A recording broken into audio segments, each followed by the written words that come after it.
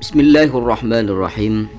Meneruskan kajian kitab Tafsir Ayatul Ahkam Lissawi.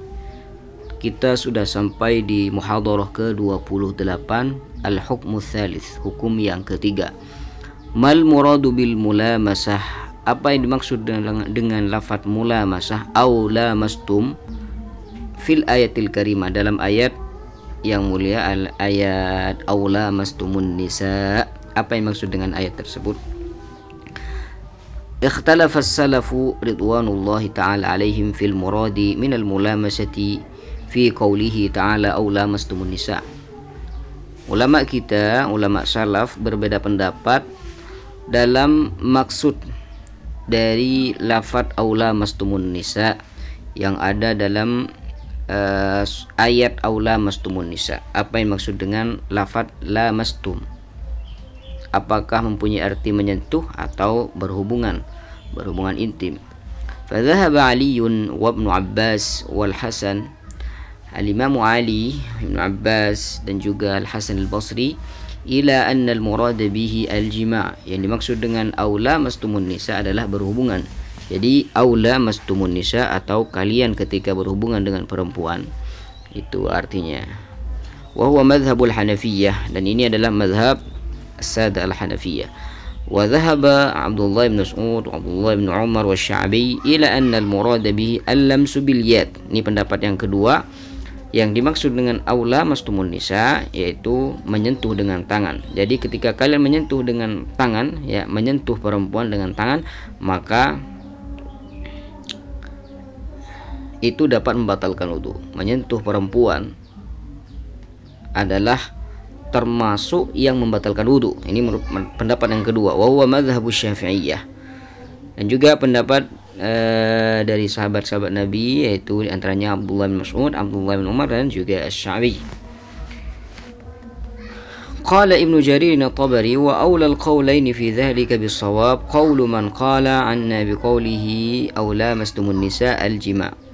Kata Ibnu Jarir at-Tabari, qaul dari dua perbedaan tadi, dua qaul tadi, qaul yang mungkin itu bisa dikatakan lebih tepat adalah pendapat yang mengatakan aula mastumun nisa, yaitu berhubungan, duna ghairihi min ma'anil lams, tanpa makna-makna yang lainnya.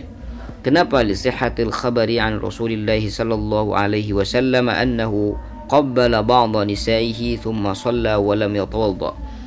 Kenapa arti dari aula mastumun nisa ketika atau kalian berhubungan dengan perempuan, berhubungan intim, itu mengharuskan bersuci,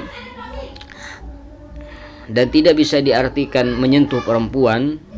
Kenapa? Karena ada hadis yang sahih dari baginda Rasul sallallahu alaihi wasallam bahwasanya beliau pernah mencium salah satu dari istri beliau, kemudian beliau itu sholat tanpa harus mengambil wudu terlebih dahulu. Thumma rawa Aisyah qalat, dan juga Sayyidah Aisyah berkata, kana Rasulullah sallallahu alaihi wasallam yatawaddau thumma yuqabbil thumma yusalli.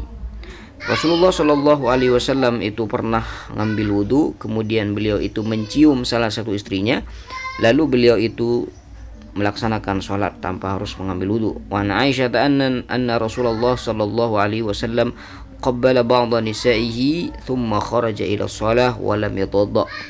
Dan juga riwayat yang lain dari sahabat Aisyah, istri Rasul sallallahu alaihi wasallam, bahwasanya beliau pernah, ya, mencium salah satu istrinya, kemudian beliau itu keluar untuk melaksanakan salat, wa lam yatawadda, beliau itu tidak mengambil wudu.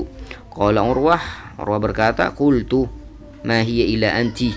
Saya kira, kata Urwah, ini kamu yang dicium, kata Urwah. Fadhahikat, lalu Sayyidah Aisyah pun tertawa.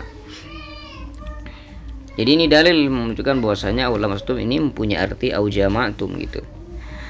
Wa qad ikhtalafa al-fuqaha fi massil mar'ah hal huwa naqidun lil wudu' aw am la. Jadi para ulama, para fuqaha berbeda pendapat akan menyentuhnya perempuan, ada laki-laki atau menyentuh perempuan, apakah termasuk yang membatalkan wudu atau tidak.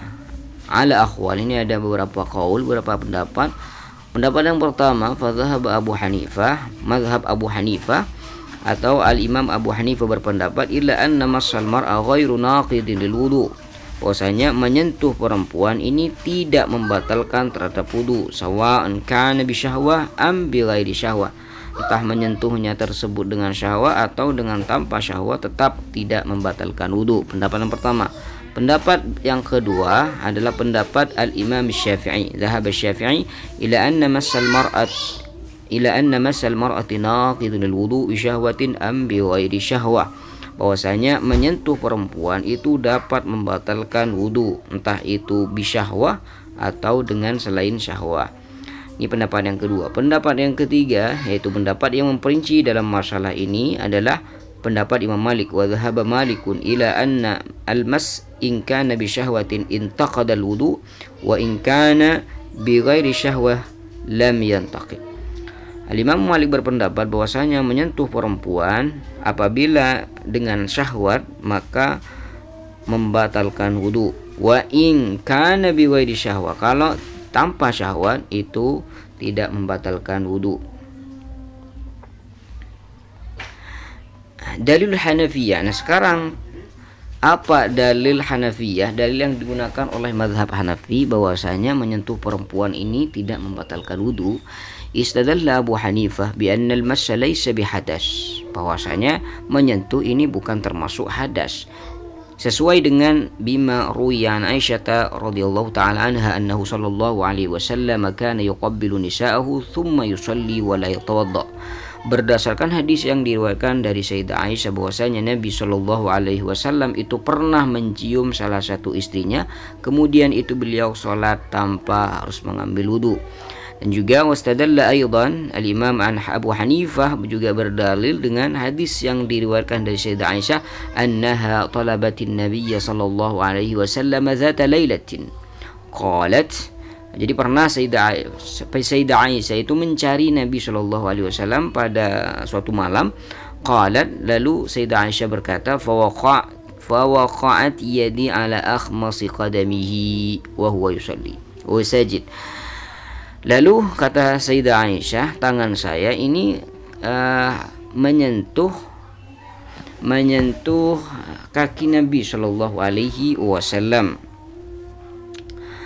Wahwa sajid, sedangkan Nabi Shallallahu Alaihi Wasallam sedang sujud, ya, sedang sholat, lagi sujud. Yaqul, dia Nabi Shallallahu Alaihi Wasallam itu membaca a'udzu biridhaka min sakhatik, lagi membaca ini. Wa ammal ayah, jadi ini dalil Abu Hanifah ya, yang mengatakan bahwasanya menyentuh perempuan itu tidak membatalkan wudu. Ammal ayah, dan juga bukan hanya dari hadis ya, dalilnya juga di dalam ayat fahiya kinayatun anil jima. Jadi firman Allah Subhanahu wa taala au lamastum, ya, au lamastumun nisa, ini kinayah ya, jadi bukan hakikat ya. Walaupun ya kinayah itu hakikat lah, tapi hakikat yang kurang jelas ya. Jadi ada hakikat yang jelas, ada hakikat yang kurang jelas ya, yaitu seperti kinayah. Kinayah anil jima. Jadi Allah Subhanahu wa taala tidak mengatakan au jama'tum karena mungkin terlihat terlalu vulgar ya, terlalu vulgar. Jadi beliau katakan, Allah Subhanahu wa taala ungkapkan dengan au lamastum.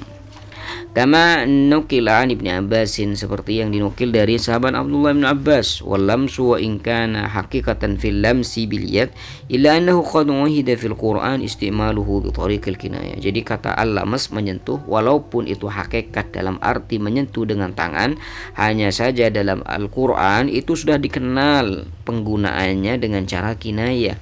Jadi kata untuk mengungkapkan berhubungan intim itu biasanya menggunakan lamsul mar'ah, itu lamsul mar'ah, ini yang sering digunakan. Mithlu qaulihi ta'ala, seperti firman Allah Subhanahu wa taala, wa in talaqtumuhunna min qabli an tamassuhunna. Apabila kalian, wahai para laki-laki, ketika menceraikan istri kalian sebelum kalian menyentuhnya. Apa maksudnya menyentuh di sini? Berhubungan. Qauli min qabli ayyatamassa, sebelum kalian berdua bersentuhan. Jadi kata bersentuhan ini oleh Allah Subhanahu wa taala dipakai untuk berhubungan. Dalil Syafi'iyah, sedangkan dalil yang digunakan oleh Sada Syafi'iyah yang mengatakan bahwasanya menyentuh perempuan itu dapat membatalkan wudu. Wasadalla asy-Syafi'i, Imam Syafi'i berdalil bizahiril ayatil karimah, dengan zahir dari ayat itu sendiri. Faqal, beliau berkata, innal lamsa haqiqah, karena lamas ini hakikah.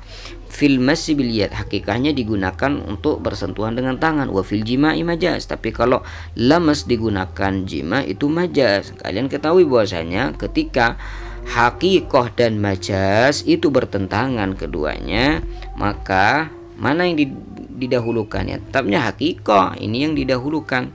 Kenapa? Karena hakikah ini nyata dan majaz ini kemungkinan. Nah, jadi hakikah lebih diutamakan dari majaz. Wal aslu hamlul kalami ala haqiqah, pada dasarnya kalam itu harus diartikan sesuai dengan hakikatnya. Wala yu'dalu an haqiqah ilal majaz illa inda ta'adzuril haqiqah, dan tidak bisa diartikan majaz selama hakikah itu masih memungkinkan, ya. Wa qad tarajjaha dzalika bil qiraa'ati tsaniyah, bahkan ada dukungan dengan qiraah yang kedua, au lamastum an-nisa. Jadi sini ada bukan menggunakan lamastum tapi lamastum, apabila kalian nyentuh perempuan, bukan saling sentuh. Fakan hamluhu ala ma qulna aula, sehingga mengartikan aula mastum sesuai dengan apa yang kita katakan, maka itu aula lebih utama. Hadza wallahu alam.